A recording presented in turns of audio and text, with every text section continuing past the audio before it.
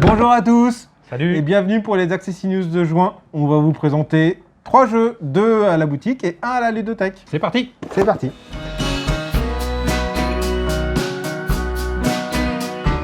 Et on va commencer par un grand classique, enfin presque grand classique, parce que c'est Cluedo, mais en version carte. Beaucoup de personnes connaissent le jeu d'enquête où on va découvrir qui a tué le professeur, dans quelle pièce, par qui, avec quelle arme. Donc là, c'est la version jeu de cartes, donc la version où il n'y a pas de plateau. C'est beaucoup plus rapide, beaucoup plus simple. On va, au début de la partie, enlever dans les cartes indices un lieu du crime, une arme du crime et un meurtrier. Comme dans le Cluedo Comme le normal. classique. On va distribuer le reste des cartes aux autres joueurs, comme dans le Cluedo normal. Et après, un joueur va commencer par demander 2 informations à son joueur de gauche, qui est obligé de lui donner une des 2 informations, s'il en a. Puis, s'il n'a pas de réponse, ça passe au joueur suivant, et au joueur suivant, et ainsi de suite. Quand un joueur vous montre un indice, vous avez un set de cartes devant vous, avec exactement les mêmes informations, donc les mêmes personnages, les mêmes armes et les mêmes lieux.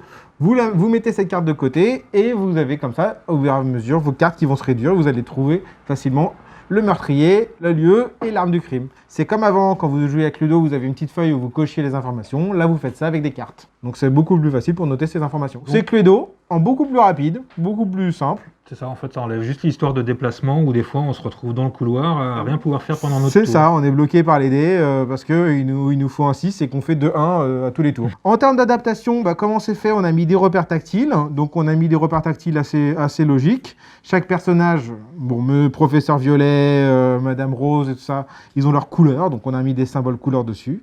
Et après chaque pièce, on a mis un symbole différent et chaque arme, on a mis un symbole différent. Exemple, le billard, c'est un rond. C'est ça. Ça fait penser à la boule du billard. Voilà. Des trucs assez simples à comprendre, la à corde, mémoriser. c'est le moins, voilà, et ainsi de suite.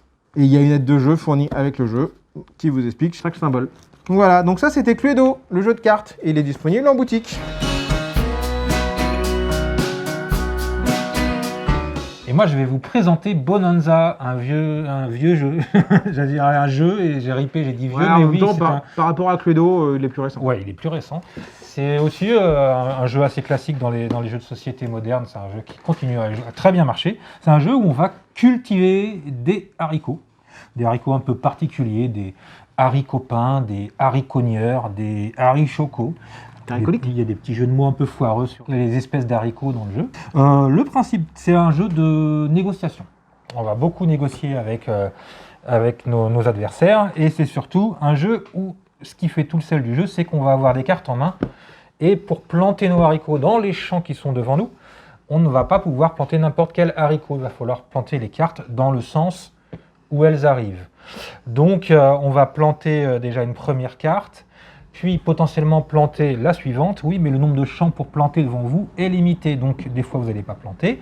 Ensuite, on va révéler 2 cartes de la pioche, et là, on va voir si les cartes, ça nous intéresse ou pas de les ajouter dans nos champs. Si ça ne nous intéresse pas, à ce moment-là, on va commencer à négocier avec les uns et les autres, qui vont nous dire bah oui, celui-là, il t'intéresse pas, alors moi, je te propose que tu me l'offres gratuitement. Et nous, on va répondre non, quand même, tu vas me le donner, mais contre un haricot pin, comme ça, je vais pouvoir rajouter un haricot pin dans mon champ, etc. etc. Et quand on se trouve obligé de devoir planter une espèce d'haricot, qui ne marche pas par rapport aux différents champs qu'on a, puisqu'on peut planter qu'une seule espèce dans un champ, on va devoir les vendre.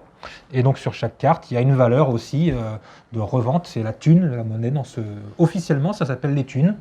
Et donc chaque carte, c'est indiqué combien de thunes nous rapporte cette espèce d'haricot. Et le but du jeu, c'est d'osciller entre je plante, je revends, etc. Et à la fin de la partie, celui qui a le plus d'argent, tout simplement. Non, il y a plus de thunes. De thunes. A gagné la partie. Niveau des adaptations, il y a uniquement des cartes haricots dans ce jeu. Enfin, là, vous le voyez, je vous le montre, il y a des champs. Ça, c'est officiellement un champ.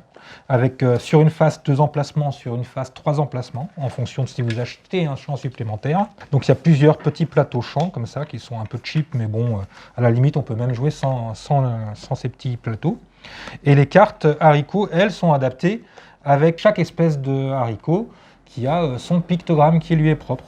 Alors il y a une aide de jeu dans la boîte qui vous indique quel pictogramme correspond à quelle espèce de haricot, combien il y a de haricots de cette espèce dans la boîte et combien ils valent à la revente. Voilà, ultra simple. Et ça fonctionne super bien. Tout à fait. C'est Bonanza. Je vous conseille, si vous aimez les négociations, essayez ce jeu. Disponible sur la boutique Accessi Jeux.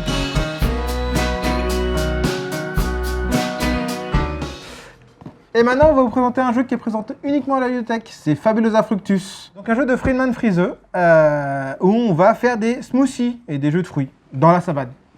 Pourquoi pas. La grosse subtilité de ce jeu-là, c'est que c'est un jeu évolutif. Donc c'est-à-dire que vous allez commencer un premier jeu, et puis vous allez enchaîner une autre partie, et une autre partie, et chacune de ces parties sera différente, avec des objectifs différents, des choses différentes. Donc le jeu va évoluer au fur et à mesure des parties. Vous allez faire entre 10 et 20 parties, et à chaque fois, elles vont être différentes d'une partie à l'autre. Donc comment ça se passe? Les joueurs vont avoir des cartes en main, avec des fruits dessus. Vous allez au début, vous distribuez 5 cartes, et vous allez avoir des fruits.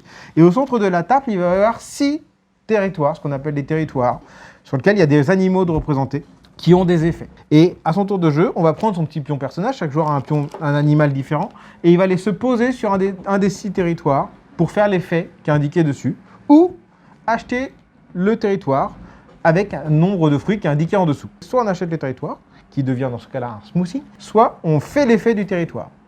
Ce qui se passe, c'est que dès qu'on achète un smoothie, on rajoute une nouvelle carte du gros paquet de cartes où il y a plein de cartes avec plein d'effets et qu'on en rajoute une nouvelle carte territoire qui se rajoute au fur et à mesure du jeu. Donc le jeu évolue en permanence, c'est-à-dire qu'on rajoute des nouveaux effets au fur et à mesure du jeu et on en enlève d'autres parce qu'on a enlevé des smoothies. Donc, au fur et à Les mesure, plus anciennes cartes disparaissent du jeu. les plus anciennes disparaissent et des nouvelles apparaissent. Voilà. Donc c'est très rigolo. Alors le truc, c'est qu'il y a beaucoup d'effets sur les territoires, donc il faut un voyant à la table pour expliquer chaque effet qui arrive au fur et à mesure. Mais il n'y en a pas beaucoup simultanément, il y en a 5, 6, 7 maximum des effets. Et voilà. Et c'est très très sympa à faire, c'est surtout très rigolo d'enchaîner les parties. Les premières parties sont ultra simples et au fur et à mesure, on rajoute des effets plus ou moins compliqués. Au final, les voyants vont expliquer les effets des cartes qui sont sur la table, mais les joueurs, dans leurs mains, n'ont que des cartes fruits. C'est ça. En adaptation, c'est très simple, il y a un pictogramme par fruit, donc ça marche très très bien. Donc ça, c'est Fabulosa Fructus, un jeu qui est uniquement présent à la bibliothèque.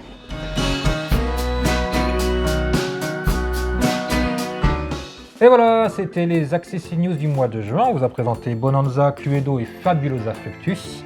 On se retrouve au mois de juillet pour des nouvelles Accessi News avec encore de nouveaux jeux à vous faire découvrir. À bientôt. Salut. Friedman Friese, c'est un auteur qui fait toujours des petits jeux avec des salades. Non, du verre déjà. Des salades de frites. Coupé. Pardon. Ça va devenir compliqué, tu sais. Ouais. Non, attends, j'avais pas vu. Ouais. Par contre, je sais pas compris pourquoi on a expliqué les règles des échecs alors qu'on présentait un jeu de cartes. Mais sinon, ça j'en ai ça. Ils sont surtout spécialisés dans la rédaction de fiches de vidéos, de règles audio. Ouais. Hashtag télétravail. La règle audio faite à la maison. Ah ouais. De quoi? Bonjour à tous et bienvenue au mois de juin pour les Accessi News de juin. On va vous présenter encore. Bienvenue au mois de juin. Bienvenue dans ce mois de juin. Comment se passe-t-il pour vous? On est tous dehors en terrasse en train de boire des coups et tout ça. Bienvenue au mois de juin.